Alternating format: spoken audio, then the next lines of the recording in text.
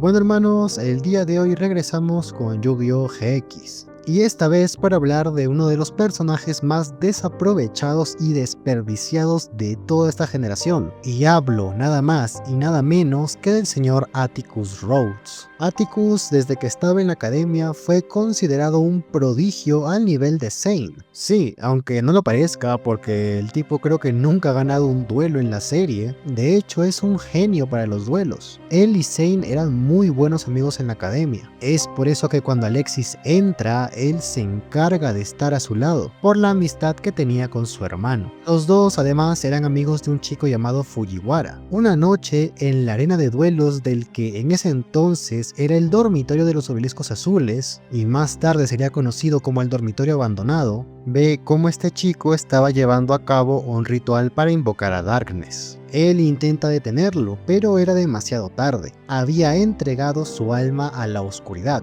Y como regalo de despedida, Fujiwara le entrega la máscara de Darkness a Atticus, diciéndole que ya no la necesitaba. Atticus se quedaría con dicha máscara, la cual curiosamente le salvaría la vida después. Y es que un día el profesor Banner lo llamaría para un supuesto examen, que en realidad era un experimento para conseguir jinetes de las sombras para Kagemaru. En dicho experimento, Atticus terminó en otra dimensión, presumiblemente en la dimensión de los cuidadores de tumbas. Aquí, para sobrevivir, Atticus usaría la máscara de Darkness, la cual le había dejado su amigo. El poder de la oscuridad lo mantendría con vida hasta que sería reclutado como un jinete de las sombras. Hasta aquí la historia de Atticus era demasiado interesante. Realmente me hubiera gustado que profundicen en cómo fue para Atticus estar perdido en el mundo de los cuidadores de tumbas, porque sabemos que él pasó por la prueba del jefe de los cuidadores, y así fue como ganó la mitad del collar que Jaden más tarde obtendría. El problema es que toda esta historia, en mi opinión, es un retcon que le hicieron.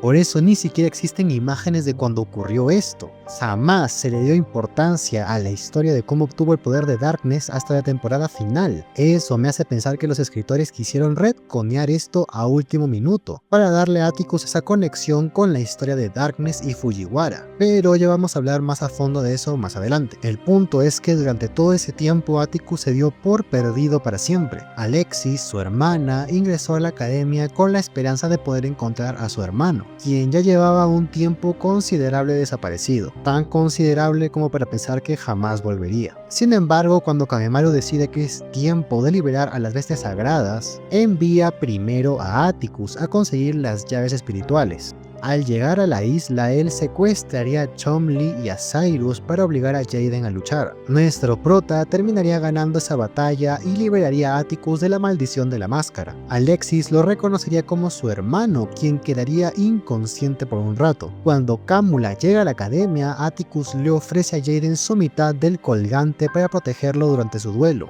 Gracias a eso, Jaden pudo luchar tranquilo sin preocuparse de que Kamula hiciera trampa y tomara a alguno de sus amigos como rehén.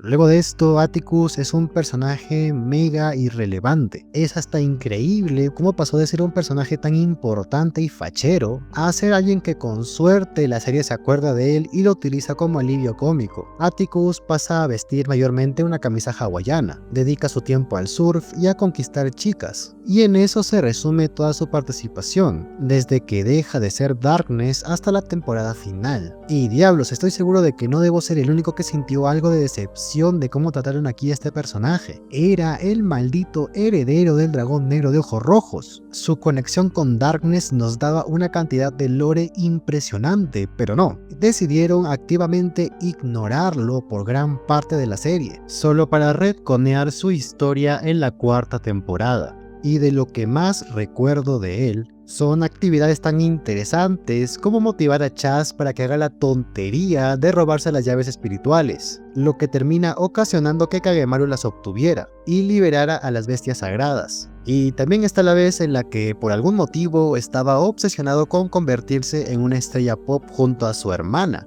Ese es el nivel de eventos ridículos que llegó a tener este personaje.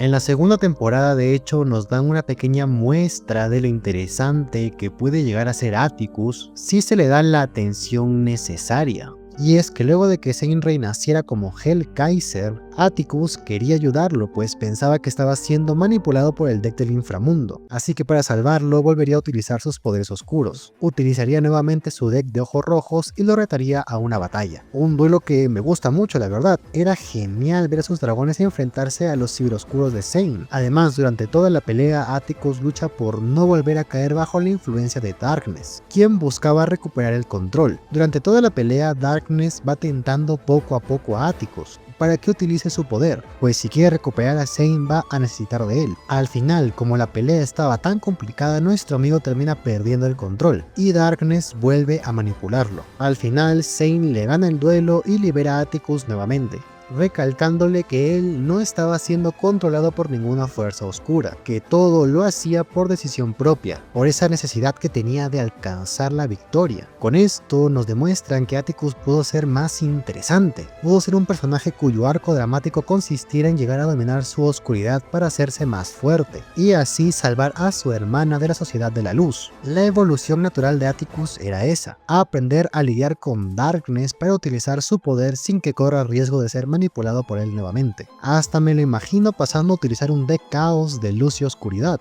en donde utilice ambos atributos para simbolizar que ahora puede controlar su oscuridad mientras no deja de lado su luz. Pero pues como ya dije, la serie decide activamente dejarlo de lado para reducirlo a solo un alivio cómico. Me imagino que incluso si hubiera llegado a dominar ese poder, podría haber sido él quien libere a Alexis de la influencia de la Sociedad de la Luz, en lugar de dejarle todo a Jaden como de costumbre.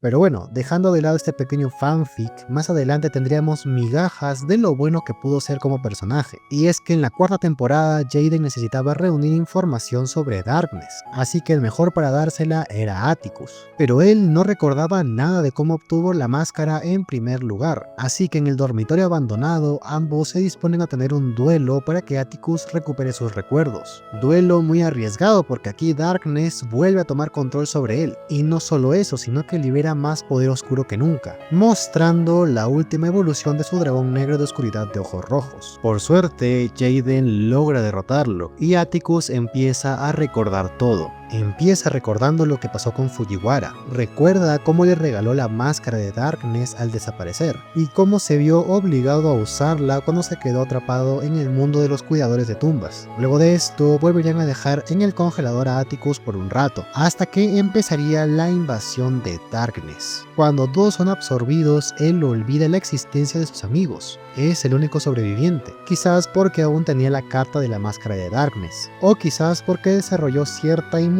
a su influencia, luego de estar expuesto a tanto tiempo. Atticus empieza a recordar poco a poco a sus amigos, y utilizando la máscara puede ver lo que están viviendo en el mundo de Darkness. Al ver cómo sufrían, decide retar directamente a Darkness a una batalla, a lo cual aparece Fujiwara como su avatar, por así decirlo. Ambos luchan y aquí Atticus revela que le pesa mucho el no haber podido salvarlo antes cuando se sacrificó para obtener el poder de Darkness. Él aquí vuelve a utilizar su deck de ojos rojos, pero esta vez está bajo control y no vuelve a caer bajo la influencia de Darkness. Al final Atticus fuerza un empate entre los dos, pero aparentemente cuando Fujiwara descubrió que la oscuridad de su corazón era que no lo pudo salvar, pudo utilizar eso para de alguna forma retroceder el tiempo y derrotar a Atticus, quien aparentemente era inmune, pero al descubrir que aún tenía esa oscuridad en su corazón, pues terminó cediendo ante la influencia de Darkness. Luego de que Jaden derrotara al villano final, Atticus regresa junto a los demás, y la última vez que lo vemos es en la graduación. Este señor, a mi parecer, es un personaje muy desperdiciado. El tipo tenía mucho potencial para ser de los más interesantes de la serie. Desde su lore y conexión con el villano final de la serie, el cual era Darkness, hasta su posible evolución como alguien capaz de dominar su oscuridad para ser más fuerte. Había muchas chances de aprovechar mejor este personaje, pero demasiadas. Lamentablemente los escritores decidieron dejarlo en el congelador por casi toda la serie. Lo utilizaban solo como alivio cómico que realmente no aportaba nada. Incluso ahora recuerdo que cuando Kagemaru fue a la academia, él quería enfrentarlo, porque quería arreglar cuentas con él por utilizarlo como jinete de las sombras. O sea, incluso aunque el personaje quería tener más relevancia, el guión no se lo permitió. Supongo que como el resto de personajes, él es víctima del síndrome GX, el cual hace que el protagonista se lleve toda la atención y los demás personajes queden como inútiles. Pero bueno hermanos, coméntenme qué les parece Atticus como personaje. Yo me despido, hasta la próxima. Adiós.